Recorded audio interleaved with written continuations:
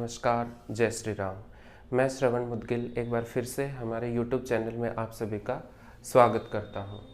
जैसे कि आप सभी ने देखा है, अभी हम लोगों ने यूनिट 3 कंप्लीट करी थी। हेट्रोसाइक्लिक कंपाउंड्स के बारे में हम लोगों ने डिटेल में पढ़ा।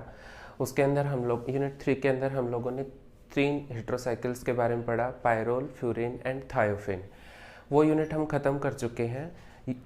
हमारे यूनिट 4 को स्टार्ट करने से पहले मैं आपको एक इम्पोर्टेंट इन्फॉर्मेशन देता हूँ। अगर आपको यूनिट 3 का मटेरियल चाहिए तो आप हमारे टेलीग्राम के पेज पे जा सकते हैं।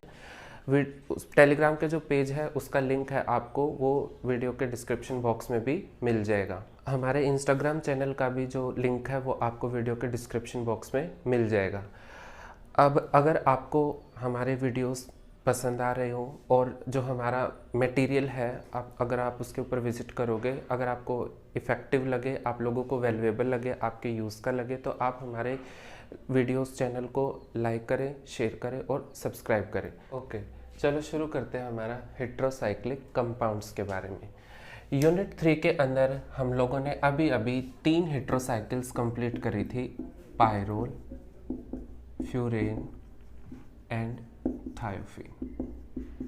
ठीक है, इन सभी में हम लोगों ने देखा ये तीनों के तीनों क्या थी, 5 मेंबर्ड रिंग थी जिनके अंदर अलग अलग हेट्रोएटम प्रेजेंट थे। पायरोल के अंदर नाइट्रोजन था, फ्यूरेन के अंदर ऑक्सीजन था और थायोफिन के अंदर सल्फर था। यूनिट 4 के अंदर भी हमें हेट्रोसाइक्लिक कंपाउंड्स के बारे में ही पढ़ना है, बट इनमें क्या डिफरेंस है। यूनिट 4 के अंदर हम लोगों को ऐसे हेट्रोसाइक्लिक कंपाउंड्स के बारे में पढ़ना है जिनके अंदर more than one heteroatom present हो। एक से ज़्यादा हेट्रोएटम्स अगर रिंग्स के अंदर प्रेजेंट है, हमें उन्हीं हेट्रोसाइक्लिक कंपाउंड्स के बारे में यूनिट 4 के अंदर कंप्लीट करना है। अब वो जो हेट्रोएटम है वो उस रिंग के अंदर दोनों के दोनों सेम भी हो सकते हैं और वो डिफरेंट भी हो सकते हैं। मान लो अगर दोनों नाइट्रोजन हैं तो वो हमारे हो सकते हैं या तो पायराजोल हो या तो वो इमिडाजोल हो। अगर वो क्या हो, सेम हो। अगर वो डिफरेंट है, मान लो ऑक्सीजन और सल्फर है, तो वो हो सकता है, नाइट्रोजन एंड सल्फर हो तो हो सकता है वो आपकी क्या हो, थायाजोल हो। और अगर हो सकता है वो नाइट्रोजन एंड ऑक्सीजन हो तो हो सकता है वो आपकी क्या हो गई, ऑक्साजोल। ठीक है, अब जो यूनिट 4 है, एक तो ये मेन डिफरेंस हो गया यूनिट 3 से कि हमें मोर देन 2 हेट्रोएटम्स रिंग के अंदर प्रेजेंट होंगे। एक क्या डिफरेंट है, इसके अंदर हमारे तीनों की तीनों हेट्रोसाइकिल थी, वो 5 मेंबर थी। यूनिट 4 के अंदर जरूरी नहीं है कि जो हेट्रोसाइक्लिक रिंग है वो हमारी 5 मेंबर्ड हो, वो 6 मेंबर्ड भी हो सकती है और वो फ्यूज्ड भी हो सकती हैं। मान लो ये एक रिंग है, कोई एक्स एटम कंटेनिंग रिंग हो और वो इससे फ्यूज कर दे हम, तो ये है तो हेट्रोसाइक्लिक रिंग ही, लेकिन वो किसी दूसरे रिंग से क्या है, फ्यूज्ड है। तो हमें जो यूनिट 4 के अंदर हमारे ऐसे हेट्रोसाइकिल्स के बारे में ही डिस्कस करना है। अकॉर्डिंग टू सिलेबस की अगर मैं बात करूं, जो हमारी फर्स्ट हेट्रोसाइकिल है वो क्या है, pyrazole.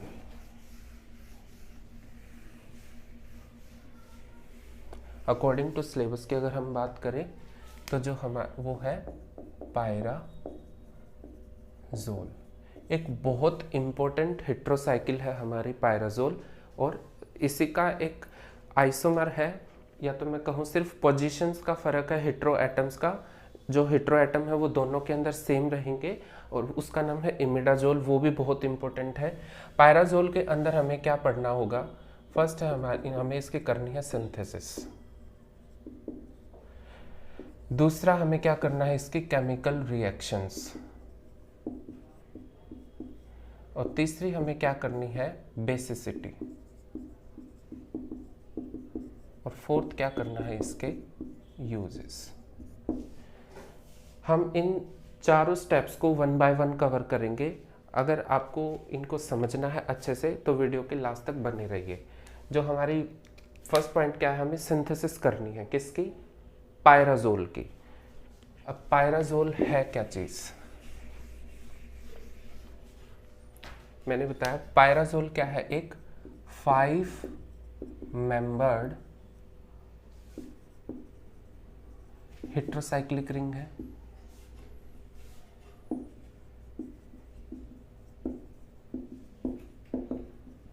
Five membered heterocyclic ring है और इसके अंदर 2 हेट्रो एटम प्रेजेंट होते हैं और वो कौन है? नाइट्रोजन। दोनों के दोनों ही क्या है? नाइट्रोजन है। अगर हम इसके स्ट्रक्चर की बात करते हैं,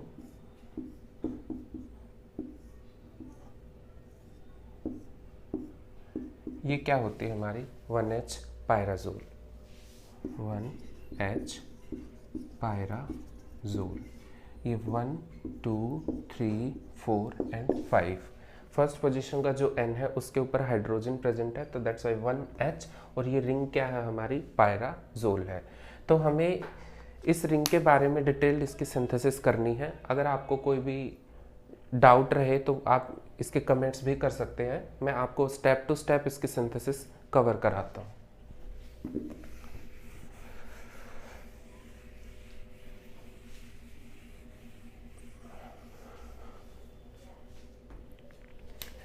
फर्स्ट जो सिंथेसिस रहेगी हमारे पायराजोल की,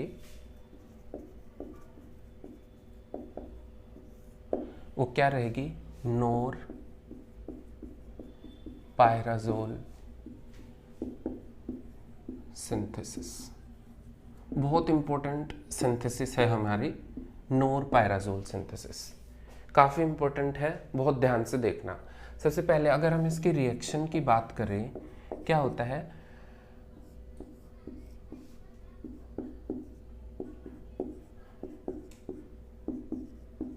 ये क्या है हमारा? 1 2 3 1 3 डाई कीटोनिक कंपाउंड। क्या है? 1 3 डाई कार्बोनाइल या तो कीटोनिक कंपाउंड। अगर हम इसकी रिएक्शन किसके साथ कराएं? सब्स्टिट्यूटेड फिनाइल हाइड्राजिन, वो अनसब्स्टिट्यूटेड भी हो सकता है। मान लो ये NH2 NH2, ये तो क्या है हमारा? Hydrazine hydrate. क्या है? Hydrazine hydrate. ये जो हाइड्रोजन हाइड्रेट है ये हमारा सब्स्टिट्यूटेड भी हो सकता है। कैसे? मान लो मैं यहाँ पे बता दूँ आपको, NH2, मान लो ये नाइट्रोजन एक हाइड्रोजन की जगह अपनी वैलेंसी को किसी फिनाइल रिंग से कंप्लीट करता है, ये है हमारा फिनाइल हाइड्रोजन। अब इसके ऊपर भी कोई सब्स्टिट्यूशन हो सकती है, तो ये सब्स्टिट्यूटेड फिनाइल हाइड्रोजन भी ले सकते हैं हम, खाली हम यहाँ पे हाइड्रोजन हाइड्रेट भी ले सकते हैं। ठीक है। अंडर द इन्फ्लुएंस ऑफ किस मीडियम में? एसिडिक मीडियम में। अगर हम 1,3 डाई कार्बोनाइल कंपाउंड को एसिडिक मीडियम के अंदर हाइड्रोजन हाइड्रेट से रिएक्ट करवाते हैं तो हमें क्या मिलेगा? पायराजोल। क्या मिलेगा? पायराजोल। अगर हम मैकेनिज्म की बात करें तो अभी हमने रिएक्शन में देखा क्या लिया था? 1,3 डाई कार्बोनिल कंपाउंड लिया था, R1 और R2। हम इसके रिएक्शन कराएंगे किससे? एसिडिक मीडियम में करानी थी। एसिडिक मीडियम में मान लो H+ आयन है। इस एसिडिक मीडियम का काम क्या है? यहाँ पे इस 1,3 डाई कार्बोनिल जो हमें ये दिख रहे हैं, ये कार्बोनिल ग्रुप, इसके ऊपर जो ये ऑक्सीजन है इसको प्रोटोनेशन करने का है, मतलब इसको प्रोटोनेटेड बनाना है। इसके पीछे एक रीज़न है। अगर हम हाइड्रोजन हाइड्रेट लेते हैं ऐसे direct without acidic medium, nitrogen के पास लोन पेयर जरूर है, ये रिएक्शन भी करेगा, बट ये जो रिएक्शन है बहुत टाइम लेगी। हमारा एसिडिक मीडियम क्रिएट करने का मेन मकसद ही क्या है? अगर हम इस H+ आयन से इस ऑक्सीजन को मान लो प्रोटोनेटेड कर देते हैं तो ये कार्बन से ज़्यादा इलेक्ट्रॉन खींचेगी, बहुत ज़्यादा इलेक्ट्रोफिलिक होगा। ज़्यादा इलेक्ट्रोफिलिक हो तो उतनी ही जल्दी रिएक्शन जाएगी। मेन मकसद ही हमारा ये है। तो सबसे पहले हम क्या करते हैं, इस 1,3 डाई कार्बोनिल कंपाउंड जो भी लेंगे हम, उसके अंदर एसिड ऐड करना है, जो ये एसिड इस ऑक्सीजन को क्या कर देगा? मान लो प्रोटोनेटेड। प्रोटोनेटेड होते ही जो हमें स्टेप अचीव होगा वो क्या है? R1 C double bond O CH2 C double bond O। अब अटैक किसका लग चुका है, हाइड्रोजन का, R2। अब ऑक्सीजन 2 बॉन्ड बनाते यहाँ पे बन गए 3, मतलब इसके ऊपर आ गया क्या, पॉजिटिव चार्ज। अब हमें इसके अंदर क्या ऐड करना है, पिक्चर में आता है कौन, NH2 क्या है ये, हाइड्रोजन हाइड्रेट। अब इस नाइट्रोजन के जो लोन पेयर ऑफ इलेक्ट्रॉन है वो बहुत आसानी से यहाँ पे क्या कर सकते हैं, रिएक्शन। अगर इस NH2 ने इसके ऊपर अटैक किया है कार्बन के ऊपर, मतलब नाइट्रोजन यहाँ पे कोशिश कर रही है कार्बन के साथ बॉन्ड बनाने की, तो ये ऑक्सीजन क्या करेगी, अपने इस पॉजिटिव चार्ज को कम करने के लिए पाई इलेक्ट्रॉन्स को अपनी ओर एब्स्ट्रैक्ट कर लेगी और हमें एक कंडीशन अचीव होगी, वो क्या है, R1 C double bond O CH2 COH, और इस पे क्या है R, मान लो यहाँ पे है R2। बॉन्ड बनाने की कोशिश कौन कर रही है, नाइट्रोजन, जिसके ऊपर क्या है, दो हाइड्रोजन, और किससे जुड़ा है, एक NH2 से। ठीक है, अब देखो इस नाइट्रोजन के कितने बॉन्ड बन चुके हैं, यहाँ पे 4 बॉन्ड। नाइट्रोजन बनाते कितने हैं, 3 बॉन्ड, मतलब इस नाइट्रोजन के ऊपर क्या आ गया है, positive charge.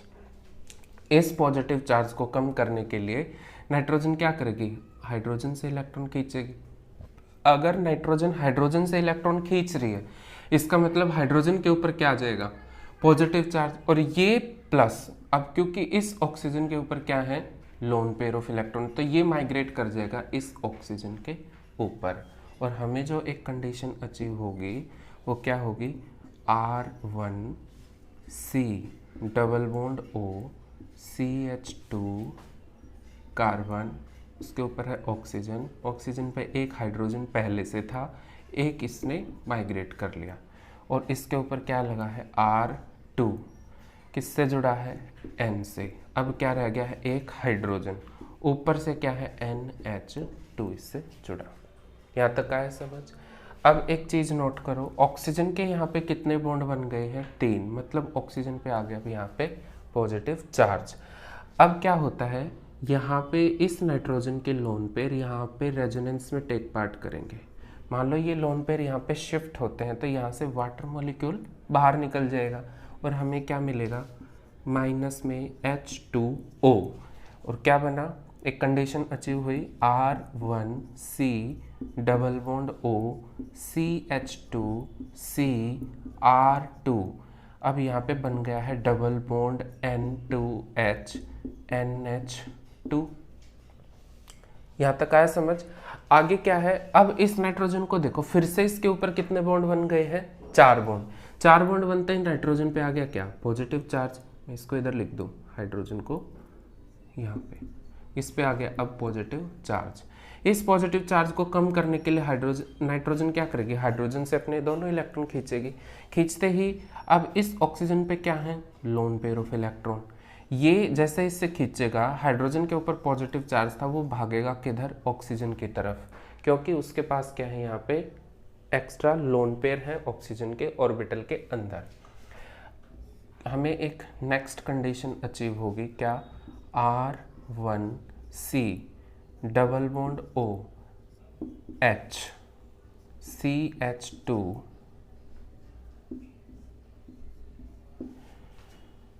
C double bond N two N H और H, और ये किससे जुड़ा है, R2 से। अब इस ऑक्सीजन को ध्यान से देखें हम, क्या है, ऑक्सीजन के 3 बॉन्ड है, मतलब इस पे फिर से क्या आ गया, पॉजिटिव चार्ज। इस पॉजिटिव चार्ज को जनरेट होते ही ये क्या करेगा, ऑक्सीजन कार्बन से इलेक्ट्रॉन खींच रही, मतलब ये वाला कार्बन भी अब क्या हो चुका है, इसकी तरह ही क्या हो चुका है, बहुत ज़्यादा इलेक्ट्रोपॉजिटिव सेंटर बन चुका है या इलेक्ट्रोफिलिक बन चुका है। तो इस नाइट्रोजन के ऊपर जो यहाँ पे लोन पेयर प्रेजेंट है, ये क्या करते हैं, ये इस कार्बन के ऊपर एज ए न्यूक्लियोफाइल अटैक करेंगे। अटैक लगते ही ऑक्सीजन क्या करेगी, अपने पाई इलेक्ट्रॉन्स को अपनी ओर खींचेगी ताकि उसका पॉजिटिव चार्ज कम हो सके। और हमें एक कंडीशन अचीव हुई, वो क्या है, R1 C oxygen hydrogen CH2 carbon double bond N, और वो किससे जुड़ा है, N से, उसके ऊपर एक हाइड्रोजन और एक हाइड्रोजन। इस नाइट्रोजन ने बॉन्ड बनाया किससे? इस कार्बन से। ठीक है, हम बहुत पास हैं अपने प्रोडक्ट के। देखें तो 1 2 3 4 और 5 एटम आ चुके हैं। अब अगर हम ध्यान से देखें, इस ऑक्सीजन के पास क्या है? यहाँ पे लोन पेयर्स। इस नाइट्रोजन को अगर हम देखें तो यहाँ पे क्या है? पॉजिटिव चार्ज, क्योंकि नाइट्रोजन पे आने कितने चाहिए बॉन्ड? मैक्सिमम 3 बनाती है, यहाँ पे कितने हैं? 4। मतलब वो हाइड्रोजन से इलेक्ट्रॉन खींचेगी और ये हाइड्रोजन माइग्रेट करेगा इस ऑक्सीजन की तरफ, क्योंकि यहाँ पे इसे क्या दिख रहे हैं? Lone pairs. जो हमारा नेक्स्ट स्टेप है वो है R1COH और H। यहाँ पे है CH और H। आगे किससे जुड़ा है? कार्बन। ये एक्चुअली H नहीं है, ये है R2। किससे जुड़ा है ये? कार्बन से। डबल बॉन्ड N, और इस कार्बन ने अपनी एक वैलेंसी हाइड्रोजन से और दूसरी R2 से। ये हो गया। आगे ये किससे जुड़ा है? एक नाइट्रोजन से, जिसके पास से क्या? एक हाइड्रोजन रह गया। और ये किससे जुड़ा है? एक कार्बन से। अब हम देखें, इस ऑक्सीजन के पास क्या है? पॉजिटिव चार्ज है। इस पॉजिटिव चार्ज को कम करने के लिए ऑक्सीजन ने क्या करना पड़ेगा? कार्बन से इलेक्ट्रॉन्स तोड़ने पड़ेंगे। तो क्या होता है? ये वाला कार्बन अपने एसिडिक हाइड्रोजन्स को यहाँ पे क्या कराता है? डोनेट कराता है। तो अगर यहाँ से ये निकला और यहाँ तक क्या होगा? ऑक्सीजन अपने इलेक्ट्रॉन्स को कार्बन से लेके निकल जाएगी।